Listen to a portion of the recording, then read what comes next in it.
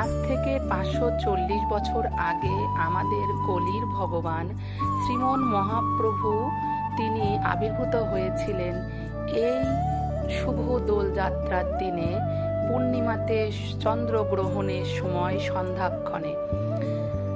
তাই সবাই আজকের এই দোলযাত্রাটি, এই বছরের এই দোলযাত্রাটি একটি বিশেষ একটি মুহূর্ত, এবং এই দোলযাত্রাটি সম্পূর্ণরূপে মহাপ্রভুর আবির্ভাব তিথিকে স্বয়ং 540 বছর পর আবার নিয়ে এসেছেন।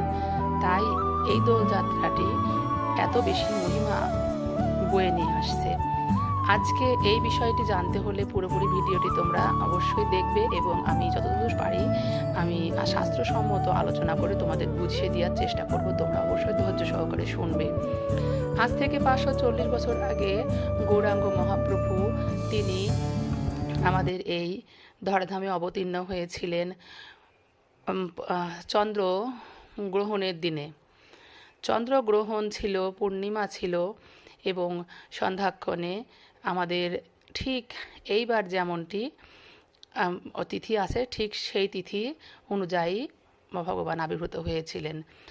এবার দোলযাত্রায় অনেকেই আমাদের দোলের আনন্দটিকে নষ্ট করে দেবার জন্য কিন্তু অনেকে অনেক ধরনের কুপ্রচার শুরু করেছে যে এইবার দোলযাত্রাটি চন্দ্রগ্রহণ হওয়ার কারণে এবার আনন্দ করতে হবে, দেওয়া যাবে না, আনন্দ হবে না, আনন্দ করার নিয়ম নেই। কিন্তু এই কথাটা সম্পূর্ণই একটি মিথ্যা বানোয়াট কথা। তারা চায় না আমাদের এই দোলযাত্রাটি পূর্ণভাবে আমরা পালন করে থাকি।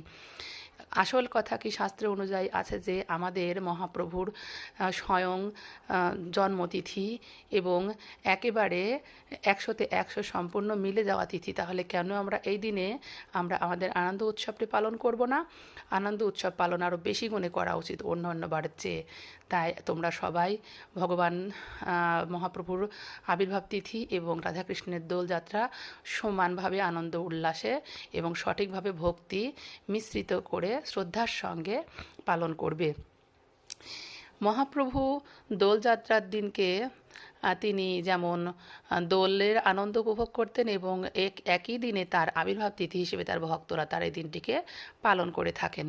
ভক্তরা পালন করে থাকেন বিভিন্নভাবে। যেমন ধরো, ভক্তদের সাধারণভাবে আমরা যারা মানুষ, সংসারী মানুষ, তাদের জন্য কয়েকটি নিয়ম আছে। সেই নিয়মগুলোর মধ্যে হলো, গ্রহণ চলাকালীন সময়ে কোনো খাবার খাওয়া যাবে না।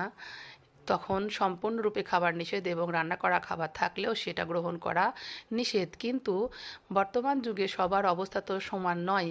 তাই যদি কোনো খাবার ফেলে দেওয়ার মতো অবস্থা না